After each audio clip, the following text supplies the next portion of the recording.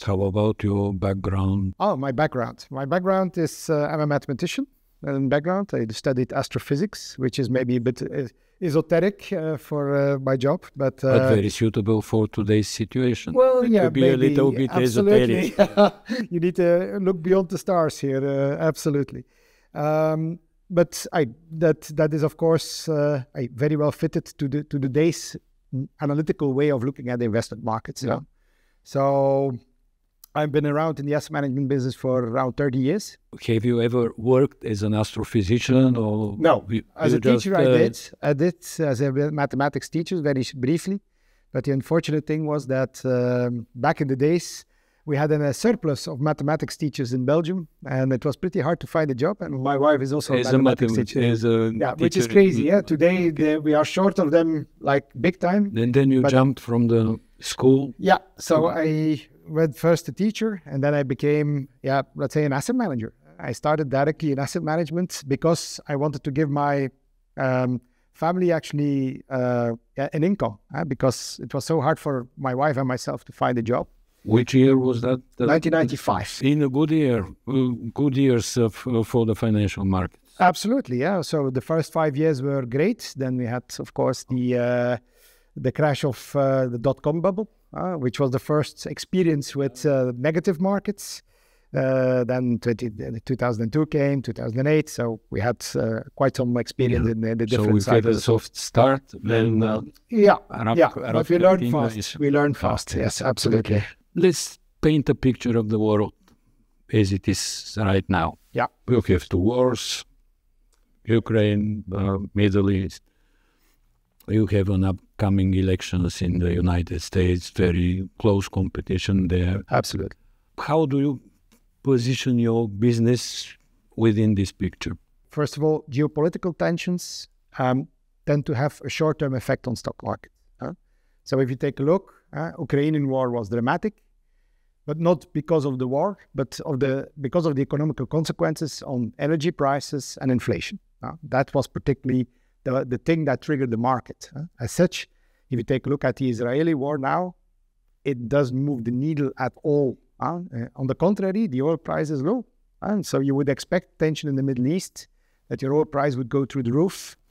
Not this time. Not this time. Yeah. So there is geopolitics are besides being very interesting to follow the dynamics of the world, they have, let's say, short-term effects on the markets. The longer-term effects, you always need to go back to the economics of things. So it's about inflation, it's about growth, it's about, let's say, the exports of the markets, the lockup of certain markets, and the energy that didn't flow from Russia anymore, for example, that had impact. But you see the market retunes itself to different sources. So that's one story. If you then take a look at the elections, it's very difficult to position yourself. But if you then just take a look at what are the big lines, right. They're both on a spending spree.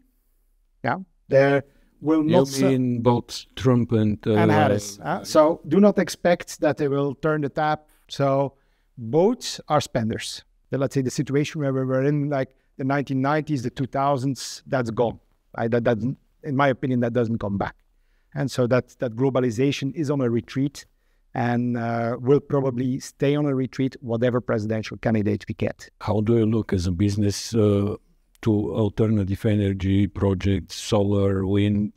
Because I just took a look at your profile in preparing for this interview, and I saw 3 years ago you made a statement, sustainability is the new normal.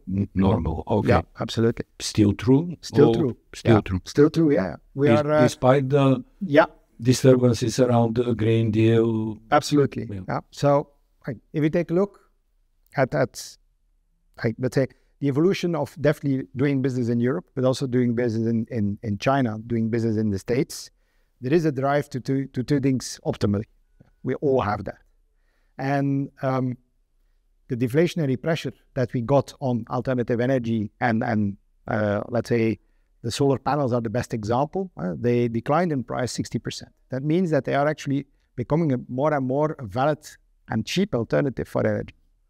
And that people are not blind for that. People, we come from a subsidized world. Mm-hmm. That train is not sustainable as such, because for the governments it's too high to bear. But you get a kind of shift towards, let's say, a supply and demand, which will become much more in equilibrium again. It were rough times for all things sustainable. So like the wind farms and so forth have been under pressure. We have dedicated funds for that, and we saw also that the pressures were taken there. But the evolution of, let's say, the smart cities, the smart grids, that's an evolution that is just happening. EV cars are a bit on the retreat, but still, we are creating now battery packs. The innovations are still happening. Lowering the interest rates, both European Central Bank and the Fed. Yeah. How this impacts the market? Yeah. Well, as such, lowering interest rates is always dual. You lower interest rates because you want to give oxygen to your economy. That means that your economy is slowing down, which is good. Good. It's good to a certain extent. Giving the oxygen is anyway good. The only thing is what they try to fabricate. We had an interest rate that, due to the inflation, went up to 5% point, which is one of the most dramatic raises that we have seen in history. There is no that much chance to come out of such a period without a recession. Still, if we take a look at how it works today, the recession is not imminent. We believe that the economy will slow down, but will remain above trend, and that gradually we will accelerate again. Why do we believe that? We have a very strong labor market. Labor market is still full employment. That's not what you traditionally see in a recession time. Unless we have a big catalyst that people will be fired dramatically. In a full employment market, recession is quite unlikely. So that is very important. It's definitely in the US. Because if people are employed, they keep consuming in the US. And if you keep consuming, you keep your economy up. What about KBC funds? Normally, you lower interest rates, you get the money out of the banks. Yeah, if we take a look at our growth in investment funds, we are doing pretty well, also here in Bulgaria. So actually in every single country where we're active, we see a growing amount of money coming to the investment funds. We are still strong believers of what we call the balanced fund, so the combination of bonds and equities. And the good thing about that is with the normalization of interest rates, we are having again the real, I would call it the good play between the two asset classes. You say interest rates go down, that means that bond prices go up, so they perform pretty well. And the balancing act of that is really interesting. So we play constantly with let's say in our asset allocation going from one leg to another. There is a kind of correlation between the level of wealth and the ability to bear loss, although that's not a linear thing.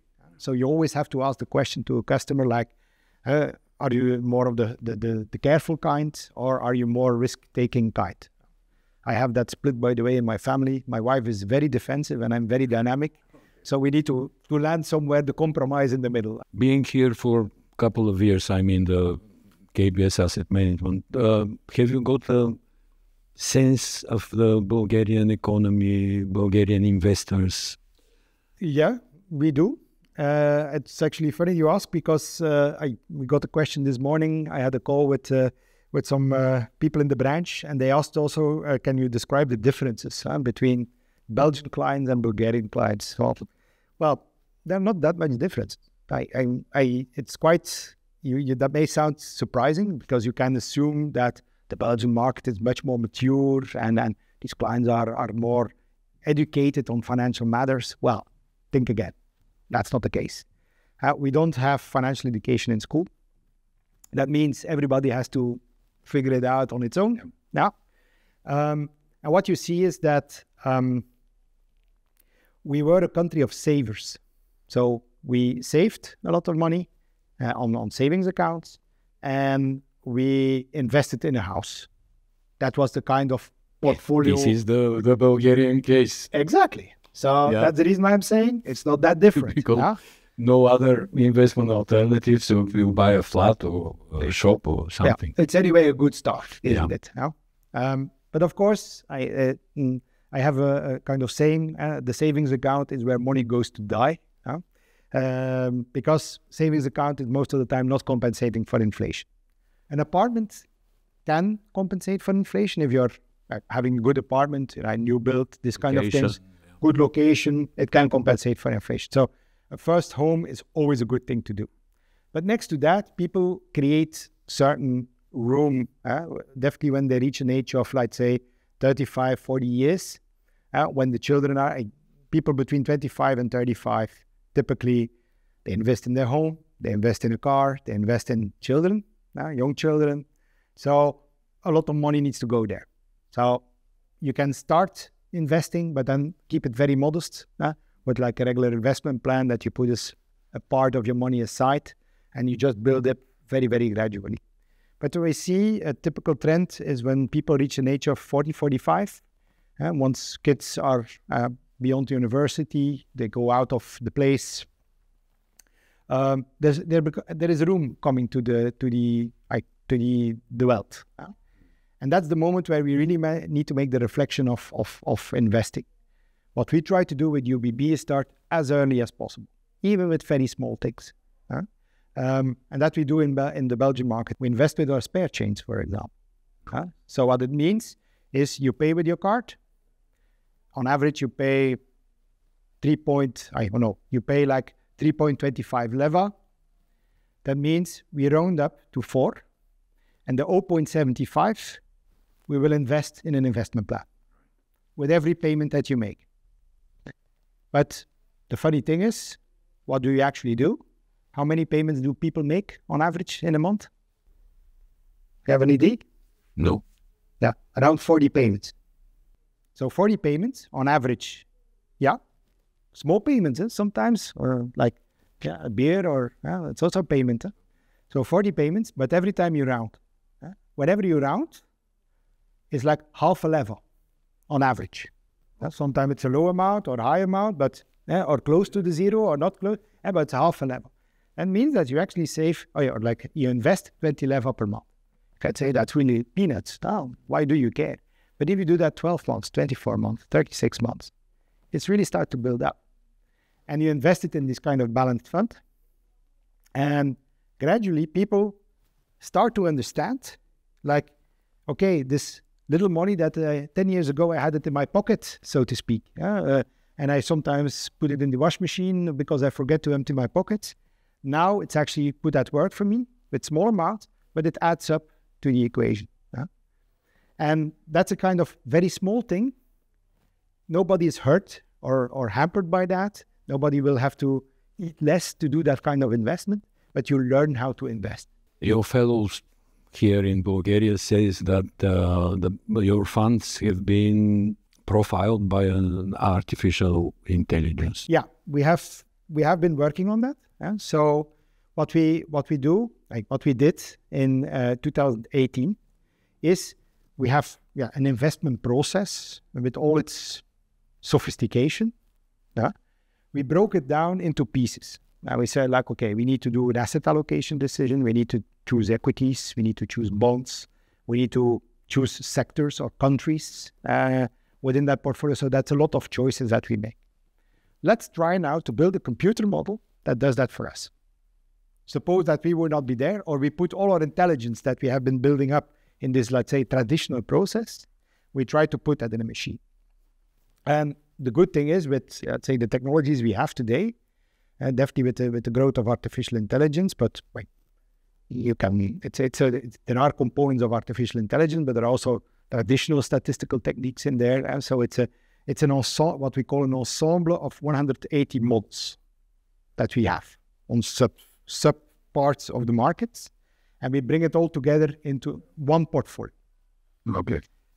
We have been launching this in 2020 as a product, actually for what I would call early adopters, because for a lot of people it's like, okay, this traditional process exists for so many years. Why would I now switch to, let's say, this mathematical model? It has not proven anything yet. So we saw that as a bit of an auxiliary strategy, but actually it's doing very well. surprisingly well. It's even a bit annoying for me because we work with a lot of people on this traditional process, but on certain elements, it has made drastic choices that we were not understanding at the moment it made the choice, because it's a bit of a black box. But the outcome? But the outcome was good. So, it bought, for example, at certain point in times, it bought commodities that worked very well.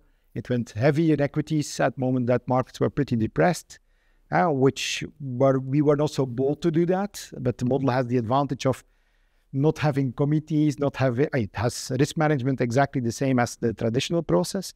But it can make a very independent choice. It has no peer pressure, it has no bias, no human interaction. Yeah. And it actually performed very well. So what's the conclusion for us? We look at the parts as well in the performance. So it is, however, partially managed by artificial intelligence. The fund in itself is completely done by the computer.